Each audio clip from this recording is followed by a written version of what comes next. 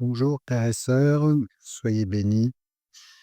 Merci encore une fois au Seigneur qui m'inspire pour une petite vidéo. J'étais en train de lire ma Bible, j'étais dans le Nouveau Testament et tout d'un coup, j'ai eu une pensée, j'ai dit: «Va lire le livre de Jonas».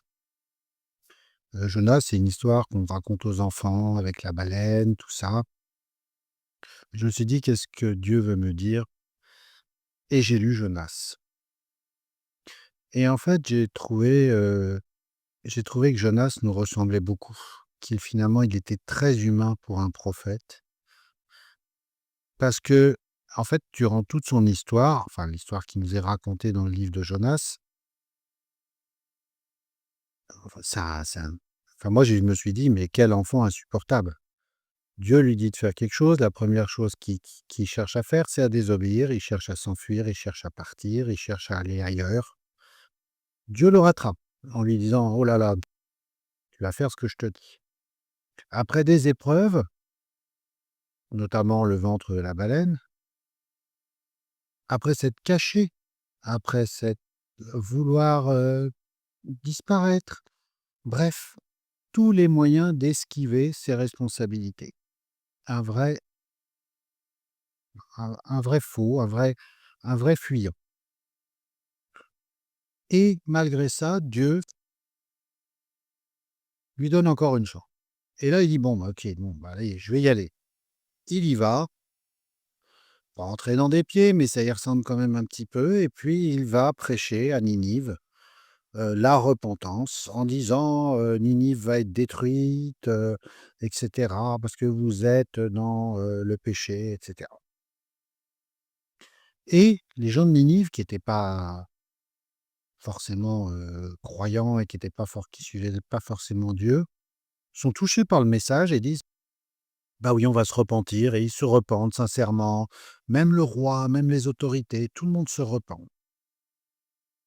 Et Jonas, qui aurait dû se réjouir s'il était avec Dieu, regarde ces hommes qui ont de la repentance et Dieu qui dit: «Bah oui, écoute, ils se sont repentis, parfait, tout va bien». Dieu nous donne toujours une chance. Dieu est juste. Dieu nous donne la chance de nous acquitter, de revenir vers lui à chaque fois. Et bien, au lieu de ça, Jonas n'est pas content.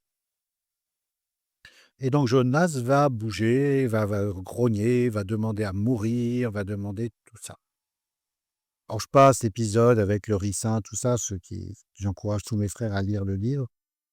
Mais moi, j'ai trouvé que, alors que Dieu nous fait preuve de sa grande miséricorde, Dieu nous prouve que par la repentance, on peut obtenir notre salut, ce qui préfigure notre Christ Jésus. Par la repentance, on peut obtenir la grâce du Seigneur. On peut obtenir qu'il nous pardonne nos péchés, qu'il nous accompagne vers la rédemption. Eh bien, Jonas n'est pas content.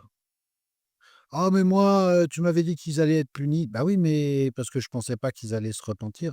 «Ah oui, mais il faut les punir». Et j'ai vraiment l'impression que Jonas est un personnage finalement que Dieu utilise, mais qui nous ressemble beaucoup. C'est-à-dire qu'il a vraiment des caractères très humains. La désobéissance à Dieu, alors que nous devons obéir au Seigneur. L'orgueil, parce qu'il a annoncé la repentance, parce qu'il a annoncé la destruction, il aurait fallu avoir destruction. Et il refuse la grâce de Dieu. Alors l'histoire ne dit pas ce que Jonas va devenir. On retrouve d'ailleurs Jonas dans Roi qui a aussi un rôle un peu bizarre, auprès d'un mauvais roi en lui prédisant des choses, bonnes pour attirer ses bonnes grâces. Mais moi ça m'a inspiré quoi quand Jonas m'a envoyé? Il m'a dit: «Tu peux être quelqu'un de mauvais». Alors je dis pas que Jonas était mauvais, mais tu peux être quelqu'un qui n'est pas parfait. Et Jésus va t'utiliser. Jonas est un prophète. Un prophète, c'est un homme à qui Dieu parle. Dieu parle à Jonas tout le temps. Et il va l'utiliser pour porter son message de repentance auprès des hommes. Mais on voit que même l'homme, alors qu'il devrait être content d'avoir gagné des frères, d'avoir gagné des âmes, d'avoir sauvé une ville entière.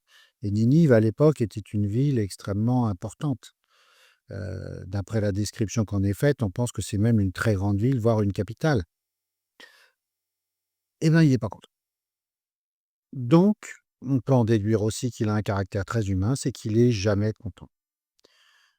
Donc ça m'a fait penser, obéis à Dieu. L'obéissance, pour moi, est une des vertus du chrétien. Obéis à Dieu et satisfais-toi de la grâce que Dieu fait aux autres et à toi. Jonas a été sauvé de la mort par Dieu. Il l'a emmené à prêcher, il l'a emmené à convertir des gens. Jonas devrait remercier. Non, Jonas, comme beaucoup d'humains, préfère contester, critiquer, ne pas se satisfaire de sa condition. Et je pense que c'est le message que voulait me donner le Seigneur. Je voulais le partager avec vous. Je pense que c'est ce qu'il voulait me dire. Obéis, comme il me le dit depuis pas mal de temps déjà maintenant. Et quand tu as une petite victoire avec le Seigneur, glorifie-le, au lieu de le contester, de chercher des raisons humaines. Il n'y a pas de raison humaine à avoir. Quand Dieu nous dit de faire quelque chose, on le fait, on ne raisonne pas. Et quand Dieu nous donne la possibilité de gagner des âmes, on se réjouit. Quand on évangélise et que on touche une personne, on fait l'œuvre du Seigneur. Là, Jonas évangélisait une ville entière et l'a gagnée au Seigneur. Il aurait pu se réjouir, être dans l'allégresse, remercier au contraire le Seigneur. À l'inverse d'un Moïse qui demandait le pardon pour ses frères pécheurs, Jonas leur demande le châtiment alors qu'ils se sont repentis. Voilà, c'est ce que je voulais partager avec vous aujourd'hui, une courte vidéo. Je ne vais pas faire un long discours parce que c'est ce que Dieu m'a mis à cœur. J'espère que, moi, ce que je vous recommande, c'est de lire ce texte, qui n'est pas qu'un texte pour les enfants, hein. On a tendance à le réduire un peu à l'histoire de la baleine, tout ça, parce que c'est rigolo. Moi, je l'avais lu même petit avec ma mère, que je bénis. Mais c'est bien plus profond que ça. C'est un hymne à l'obéissance à Dieu et c'est un hymne qui permet aussi de nous dire qu'il n'est jamais trop tard pour se repentir et pour obtenir la grâce de Dieu. Voilà, je voulais vous remercier tous de votre attention. Soyez bénis, soyez toujours droits et fermes dans la parole de Dieu et que le Seigneur vous garde. Amen.